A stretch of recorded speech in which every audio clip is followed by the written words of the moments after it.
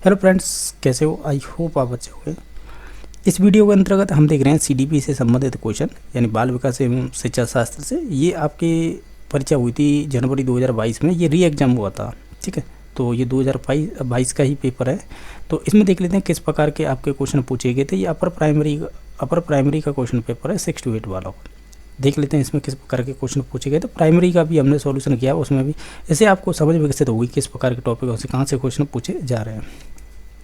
तो इसमें पहला क्वेश्चन है, जैसा देख पा रहे होंगे, इसमें पूछा है कि मूल प्रवृत्ति की एक प्रमुख विशेषता है जो पाई जाती है। और एक जानकारी के लिए बता दूं, मूल प्रवृत्तियों को लेकर बहुत क्वेश्चन बने हैं आपके। 3 क्वेश्चन तो बने थे प्राइमरी में। अब देख लेते हैं आपके 6 to 8 में कितने पूछे गए हैं।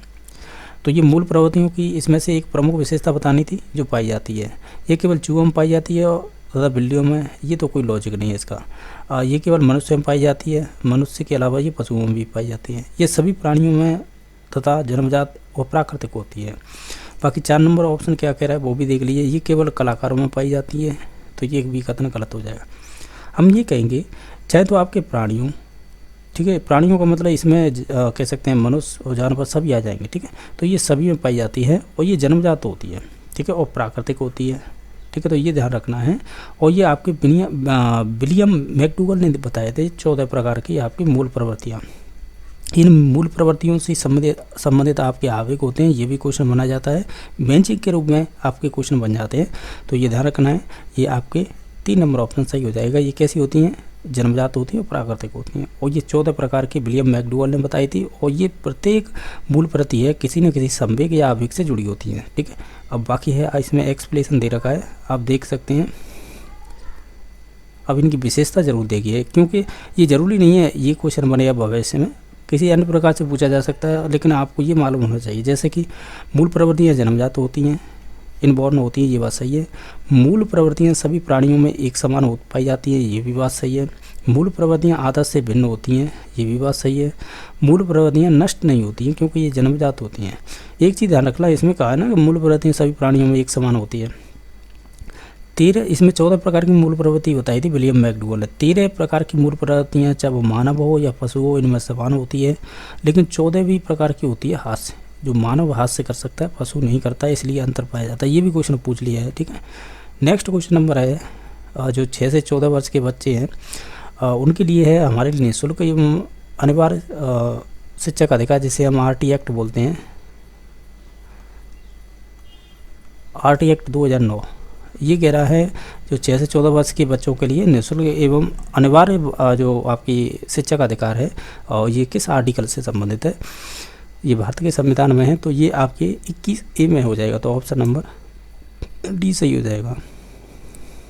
इसमें डिटेल बताई गई है, सभी देख सकते हैं। ये भी ध्यान रखना है, जो 21A में ना अनुच्छेद 86वें संविधान संशोधन 2002 द्वारा जोड़ा गया था, जिसमें 6 से 14 वर्ष के बच्चों को लिए निःशुल्क शिक्षा देनी होगी। बाकी और भी इसमें दे रखे हैं, देख सकते हैं। ये कह रहा है क्रेसमैन ने व्यक्ति को निम्न में से किस प्रमुख प्रकारों में वर्गीकृत किया था? तो उन्होंने एथलेटिक यानी ये सुडौल का है, एस्थेनिक लंबा का है, और पिकनिक, ये सभी प्रकार के वर्गीकरण किए थे। और ये वर्गीकरण किस आधार पर किया था? तो इन्होंने अपना वर्गीकरण शरीर की संरचना के दृष्टिकोण से इन्होंने 3 भागों में बांटा था, जैसे लंबा का है, सुडौल का है, और आपका एक पिकनिक हो जाता है जिसे गोलाकार बोलते हैं। ठीक है, इनकी ये विशेषता दे रखी है, आप देख सकते हैं। जैसे कि लंबा काय में क्या क्या विशेषता होती है, सुडौल काय में क्या होती है, गोलाकार में क्या होती है।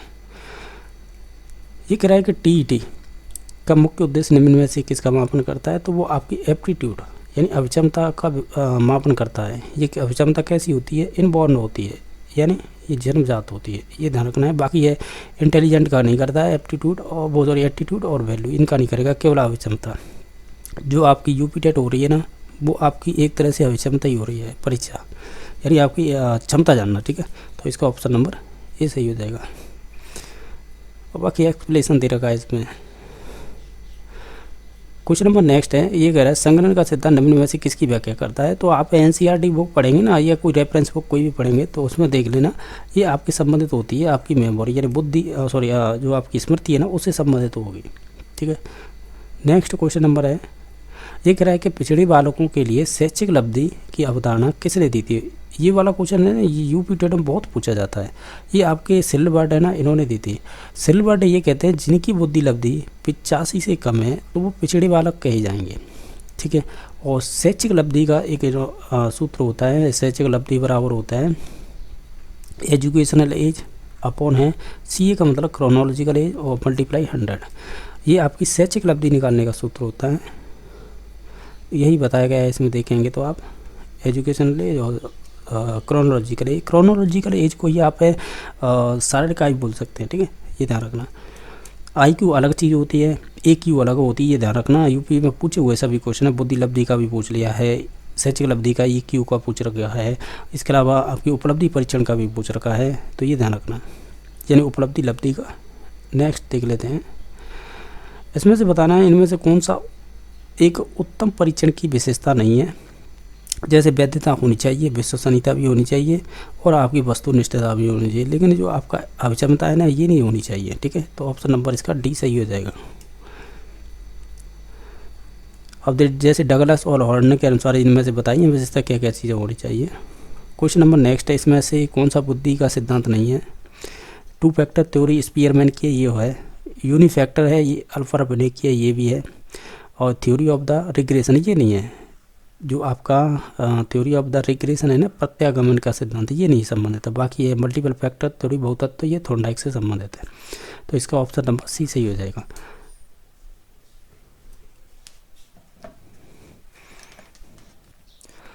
बाकी है जो आपका प्रत्यागमन का सिद्धांत है, ये आपके जो आपके वंशानुक्रम के सिद्धांत है ना, उनसे संबंधित है, ठीक है, जो आपके सोरेनसन ने दिया था। तो प्रत्यागमन का मतलब होता है विपरीत लक्षण वाले बच्चों का कह सकते हैं होना एक तरह से। तो इसमें बताया गया है जैसे कि ये प्रत्यागमन का सिद्धांत है, ये आपके किसी संबंधित है, ये बात कही गई है। इसमें सोरेनसन ने क्या बताया है, तो ये देख सकते हैं, ठीक है। बाकी इसमें बताया गया है कि जैसे द्वितत्व है स्पीयरमैन है, एक तत्व अल्फा बिने है, और इसके साथ है सहयोगी हुए थे टर्मन और आपके स्टर्न, बहुतत्व का थॉर्नडाइक हो जाएगा। इसमें पूछा है कि अंतःस्रावी ग्रंथि नहीं है, तो देखो पिट्यूटरी ग्लैंड्स होती है, यानी पीयूष ग्रंथि, ये अंतःस्रावी में आती है, एड्रिनल भी अंतःस्रावी में आती है, थायराइड भी अंतःस्रावी में आती है। जो लार ग्रंथि होती है ना, ये बहिस्रावी में आएगी, बहिस्रावी ग्रंथि में, ठीक है। तो ऑप्शन नंबर इसका फिर C सही हो जाएगा। इसमें बताया गया कौन कौन सी ये चीज़ें विशेषताएँ। नेक्स्ट है कि संज्ञानात्मक प्याजे के अनुसार संज्ञानात्मक विकास की द्वितीय अवस्था, ये बहुत सिंपल पूछ रहा है जीन प्याजे से क्वेश्चन है, केवल अवस्थाओं को लेकर। इसमें देख लीजिए जो आपकी पूर्व सक्रियतम अवस्था होती है वही आपकी दूसरे नंबर की अवस्था होती है, जिसकी उम्र मानी जाती है 2 से 7। बाकी एक्सप्लेनेशन नीचे दे रखा है, आप देख सकते हैं। तो ये वाला पूछा था, बाकी ये 4 अवस्था होती है।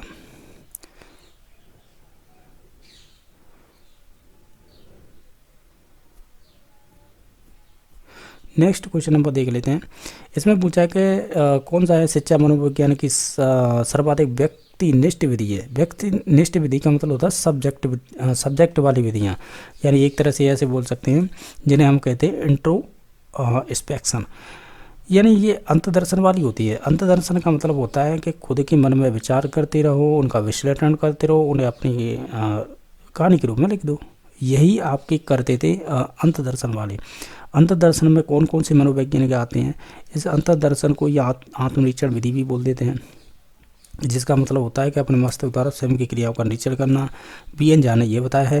लेकिन हम एक बात करते हैं, क्या करते हैं, जब हम आपके अंतदर्शन की बात करते हैं तो एक क्वेश्चन आता है कि सबसे पुरानी विधि कौन सी है व्यक्तित्व के अध्ययन करने वाली। तो हम देखते हैं कि विलियम आपके बुंट हुए थे, उनके शिष्य हुए थे टिचनर, शायद ये उन्हीं से संबंधित है, ठीक है। क्योंकि ये क्वेश्चन आपके एक एज टेट में ये क्वेश्चन पूछ चुका है, ठीक है। मैं जब क्वेश्चन कराऊंगा तब बताऊंगा, ये क्वेश्चन वहाँ पर पूछा हुआ है, ठीक है। बाकी इसमें और भी दे रखी है, जैसे निरीक्षण विधि, प्रायोगिक विधि और वैदर्शन, इनका देखो एक्सप्लेनेशन यहाँ पर दे रखा है। जैसे कि आपकी जो आत्मनिरीक्षण विधि है, जिसे इंग्लिश में इंट्रोस्पेक्शन बोल रहे थे, ये आपकी व्यक्तिनिष्ठ विधि है, यानी जिसे हम सब्जेक्ट मेथड बोल सकते हैं। बाकी जो इसमें दी गई विधियाँ जैसे वैदर्शन और प्रायोगिक विधि, ये शिक्षा मनोवैज्ञानिक की ऑब्जेक्ट विधि है, ठीक है। तो बस यही है। और बाकी इसमें देखो ये कह रहा है कि जो आपकी वैदर्शन है ना, और ये वाली, ये तो आपकी है कह सकते हैं वस्तुनिष्ठ विधि, वस्तुनिष्ठ जो ऑब्जेक्ट वाली विधियां हैं, और ये व्यक्तिनिष्ठ है यानी व्यक्ति से संबंधित है। बाकी ऑब्जर्वेशन है ना, ये तो आपके अगर शब्द देखो इसे यूज कहीं पे भी कर सकते हैं, लेकिन ये शब्द पर्टिकुलर आता है आपके अल्बर्ट बांडुरा के लिए, जिसने सामाजिक संज्ञानात्मक सिद्धांत दिया था, तो ये उनसे संबंधित है। ठीक है, तो आप ऐसे कह सकते हैं इसमें से दो चीज़ें वस्तुनिष्ठ की, एक आपके अंतर दर्शन वाली है जो आपकी व्यक्तिनिष्ठ से संबंधित हो जाएगी। अभी नेक्स्ट क्वेश्चन देख लेते हैं कि अल्बर्ट बांडुरा निम्न में से किससे संबंधित हैं? व्यवहारवादी, सामाजिक अधिगम सिद्धांत, संज्ञानात्मक, ये तो जीन पियाजे का हो जाएगा। मनोलैंगिक सिद्धांत है, ये आपके फ्राइड से संबंधित हो जाएगा, जिसे सिगमंड फ्राइड बोलते हैं। और ये संज्ञानात्मक ये आपके जीन पियाजे। और क्या है सामाजिक अधिगम, देखो इसे सोशल लर्निंग थ्योरी भी बोल देते हैं, या सोशल कोग्निटिव थ्योरी भी बोल देते हैं। तो ये आपके यही आते हैं बांडुरा जी, अल्बर्ट बांडुरा। ठीक है, बाकी व्यवहारवादी सिद्धांत है, ये ऐसे पर्टिकुलर किसी से सब मतलब पर्टिकुलर नहीं दिया है, लेकिन ये सब मान सकते हैं कि वॉटसन से संबंधित है। ये व्यवहारवादी सिद्धांत किसी ने नहीं दिया है ये इस प्रकार का। ठीक है, संबंध रख सकते हैं व्यवहारवादी है, और भी है जैसे व्यवहारवादी स्किनर हो गए, गुथरी हो गए, टॉलमैन हो गए, वॉटसन हो गए, अन्य नाम भी आते हैं। ठीक है, तो इसका राइट आंसर क्या हो जाएगा? बांडुरा का मीन से हो जाएगा 2 number option. Question number next है, ये कह रहेगा अधिगम में जो पटारा आते हैं वो किसका कारण बनते हैं? तो हम कहेंगे जब आपको थकान होगी उससे संबंधित है, क्योंकि ये मोटिवेशन पॉजिटिव वर्ण है। परिपक्वता भी एक तरह से मोटिवेशन है, क्योंकि वातावरण से आती है। इंटरेस्ट मोटिवेशन के रूप में ही लिया जाता है, क्योंकि बच्चे को अगर रुचि है पढ़ने में निश्चित तौर से वो सीखेगा ज़्यादा, तो इस प्रकार हमें पॉजिटिव ले सकते हैं। बाकी ये तो पटार के रूप में बात कही गई थी, तो ये हो जाएगा थकान। इसमें बताया गया कि जैसे ज्ञान अवरोध, थकान, प्रेरणा की कमी, और आपकी शारीरिक क्षमता बोध, सीखने का जो भी अनुचित विधियाँ का प्रयोग, ये सभी आपके कैसे डिमोटिवेट करने वाली है, पठान निर्माण करने में सहायक होती है। जबकि भावी प्रेरणा द्वारा, परिपक्वता द्वारा, रुचि द्वारा पठार उत्पन्न नहीं किया जा सकता इनके द्वारा। क्वेश्चन नंबर नेक्स्ट है कि दर्पण चित्र परीक्षण किसके मापने में उपयोगी है? तो ये संबंधित होता है ट्रांसफर ऑफ लर्निंग। हालांकि देखा जाए कि अधिगम का अंतरण है या ट्रांसफर है या स्थानांतरण है, ये आपके थोंडाइक से संबंधित है, लेकिन ये पर्टिकुलर इसने दर्पण चित्र परीक्षण पूछा है, तब इसका राइट आंसर 1 नंबर ऑप्शन हो जाएगा। ये अधिगम के अंतरण को संबंधित होती है। बाकी इसमें एक्सप्लेनेशन दे रखा है। ये कह रहा है क्लाउड पिक्चर परीक्षण निम्न में से किसके मापन में प्रयुक्त किया जाता है? तो ये आपके पर्सनैलिटी यानी जो आपके व्यक्तित्व है उसी को मापने में इसका उपयोग किया जाता है। ये आपकी एक प्रक्षेपीय विधि है। ठीक है, और ये विलियम स्टर्न ने दिया था, और इसमें 3 चित्र शामिल किए जाते हैं, जिनमें स्याही धब्बे के बजाय बादलों मिलते जुलते हैं, जैसे चित्र ए में, चित्र बी में, चित्र बी में। जैसे कि इसमें अगर एक की बात करें तो सबसे विशिष्ट रंगों रूपों को प्रस्तुत किया जाता है, दूसरे में मध्यवर्ती स्तर होता है, तीसरे में अस्पष्ट होते हैं। क्वेश्चन नंबर आपका नेक्स्ट है, इसमें पूछा है कि शारीरिक विकास को प्रभावित करने वाले कारक कौन से हैं? तो ये सभी हो जाएंगे, चाहे वो वातावरण हो, चाहे आपका वंशानुक्रम हो, चाहे वो आपके खेल और व्यायाम हो, ये सभी हो जाएंगे। अब ये पूछा है कि बुद्धि लब्धि का सूत्र क्या होता है? तो बुद्धि लब्धि यानी कह सकते हैं हम इंटेलिजेंट क्वाटिएंट, इसके बराबर होता है कि आपकी मानसिक आयु, मेंटल एज, नीचे आती है आपकी शारीरिक आयु, क्रोनोलॉजिकल एज, मल्टीप्लाई होता है 100, यही होता है। ये टर्मन ने दिया था 1916 में।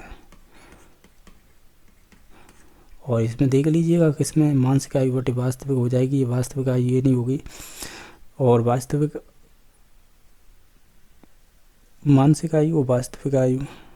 देखो एक चीज़ ध्यान रखना, क्या रखना है, इसमें वास्तविक आयु ऊपर दे रखी है, इस वजह से नहीं होगा।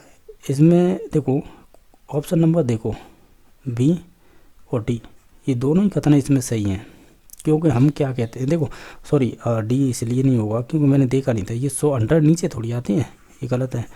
100 तो आपके ये कह सकते हैं एम ई के साथ इसमें मल्टीप्लाई होता तो चल जाता, समझ रहे हो, नीचे की तरफ नहीं आएगा। ये एम ई अपॉन सी ए होता है मल्टीप्लाई 100। ये जो 100 है, हालांकि यहाँ पे भी मल्टीप्लाई दे रखा होता तो भी सही हो जाता है, लेकिन नीचे नहीं होता है। यानी कह सकते हैं वास्तविक आयु वो दे रखी है, उससे संबंध नहीं होता है आपके 100 का। 100 का मतलब होता है मानसिक आयु से। ठीक है, इस प्रकार कह सकते हैं। इसका ऑप्शन नंबर बी सही हो जाएगा। हमने जो पे लिखा ना ये सही था, m/c मल्टीप्लाई 100, तो ऑप्शन नंबर बी हो जाएगा। यूपी में पूछ रखे हैं IQ बराबर बी पूछ रखा है, EQ बराबर बी, इसी क्वेश्चन पेपर में पूछ रखा है, AQ बराबर बी पूछ रखा है। तो ये ध्यान रखना है सभी के फॉर्मूले, ये आप देख सकते हैं ये होता है। नेक्स्ट क्वेश्चन नंबर आपका है, इसमें क्या पूछा है क्वेश्चन में कि जैसे ये कह रहा है कि विचारात्मक चिंतन की चर्चा में निम्न में से किसने की है, यानी जो आपकी रिफ्लेक्ट थिंकिंग की बात किसने की है। तो आप इसे एक तरह से बोल सकते हैं ये आपके जॉन डीवी थे, उन्होंने बात कही है, ठीक है, विचारात्मक चिंतन की। तो आप इसे फैक्ट के तौर पर, अगर आपने थ्योरी पढ़ी है तो डायरेक्टली आपको मालूम होगा। नेक्स्ट क्वेश्चन नंबर है आपका कि जो आपका आगमनात्मक चिंतन होता है, या इसे इंडक्टिव रीजनिंग बोलते हैं, आगमनात्मक तर्क है, इस तरह में कौन शामिल नहीं है। प्रयोग है, अवलोकन है, सामान्यीकरण है, लेकिन कल्पना है ना, ये नहीं संबंधित है, ठीक है। तो ऑप्शन नंबर इसका डी सही हो जाएगा। ये कह रहा है सीखी गई बात को धारणा तरफ पुनः स्मरण करने में असफल है, तो इसका मतलब होता है वो भूल रहा है सभी चीज़ों को, विस्मरण बोलते हैं जिसे फॉरगेटिंग, ठीक है। तो ऑप्शन नंबर बी सही हो जाएगा। क्वेश्चन नंबर आपका नेक्स्ट है, इसमें पूछा है कि 5 वर्ष के मोहन की मानसिक आयु दे रखी है 8 वर्ष, उसकी बुद्धि लब्धि ज्ञान कीजिए। 5 वर्ष का है तो ये तो हो जाएगी इसकी शारीरिक आयु, जिसे CA बोलते हैं, यानी क्रोनोलॉजिकल एज, या इसे ये वास्तविक आयु बोल दीजिए आप, या इसे ही शारीरिक आयु बोल दीजिएगा, या इसे ही देहिक, ये 3 नाम आते हैं आपके, ठीक है, ध्यान रखना है। ये सभी और लगा लीजिएगा इसमें, ये तीनों नाम से कि विभिन्न परीक्षा में पूछे गए क्वेश्चन। मानसिक आयु का मतलब आप तो पता है MA बोलेंगे, मेंटल एज या मानसिक आयु, और IQ पूछिए तो अब इसे IQ का सूत्र IQ बराबर MA का मान दे रखा है आपका कितना 8, और CA का मान दे रखा 5, मल्टीप्लाई करेंगे 100 से, 5 से काटेंगे 20 और 160 आ जाएगा। ऑप्शन नंबर इसका ये सही हो जाएगा। क्वेश्चन नंबर नेक्स्ट है, इसमें पूछा है कि कौन सा है जो IQ स्तर मंदबुद्धि बालकों के प्रशिक्षण योग्य है। ये IQ का स्तर क्या होगा, देखो ये ध्यान रखना है, ये कह रहा है ट्रेनेबल IQ। आप NCERT पढ़ेंगे ना, उसमें ये मंदबुद्धि वाले यानी रिटायर्ड जो चिल्ड्रन होते हैं, यानी ऐसे बोल सकते हैं, इनके लिए स्पेशल एक साड़ी बना रखी है, जिसमें 3 या 4 प्रकार के बताए हुए हैं। देखो मुझे अभी ध्यान नहीं आ रहा है, उसमें बताया गया है कि क्रम के प्रशिक्षण योग्य होंगे तो उनकी बुद्धि लब्धि कितनी होगी, उनसे भी नीचे होंगे तो उनकी बुद्धि लब्धि कितनी होगी, और प्रशिक्षण से अगर अच्छे हैं तो उनके लिए कौन से शब्द यूज किए जाएंगे। तो ये ध्यान रखना है, अभी मुझे ध्यान नहीं आ रहा है, लेकिन इसका जो राइट आंसर हो जाएगा वो हो जाएगा 36 से 49 वाले बुद्धि वाले होंगे ना IQ वाले, तो निश्चित तौर से वो इसी में आएंगे, जिन्हें यानी यहाँ पे ट्रेनेबल होंगे, यानी उन्हें ट्रेंड किया जा सकता है, या प्रशिक्षण देकर ना किसी चीज़ को सिखाया जा सकता है उन्हें, ठीक है। तो ऑप्शन नंबर सी सही हो जाएगा। और ये क्वेश्चन है ना राजस्थान में रीट होती है, वहाँ पे भी पूछा है, यूपी में पूछते ही हैं, ठीक है। ये और भी बार पूछा हुआ है, अभी नहीं इस वर्ष, इससे पहले भी पूछा हुआ है यही क्वेश्चन। क्वेश्चन नंबर नेक्स्ट है, इसमें पूछा है आपको रोर्सा इंक ब्लॉक टेस्ट, जिसे हम रोर्सा इंक ब्लॉक टेस्ट है, इसका प्रयोग है निम्न में से किसके मापने हेतु किया जाता है। तो यही है ये आपके स्याही धब्बा परीक्षण बोलते हैं, तो ये व्यक्तित्व को मापने के लिए इसका उपयोग किया जाता है।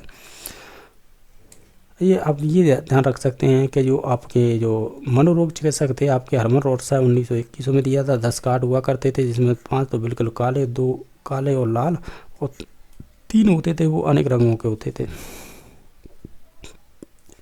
इसमें विकल्प दो ही है जाएगा सही।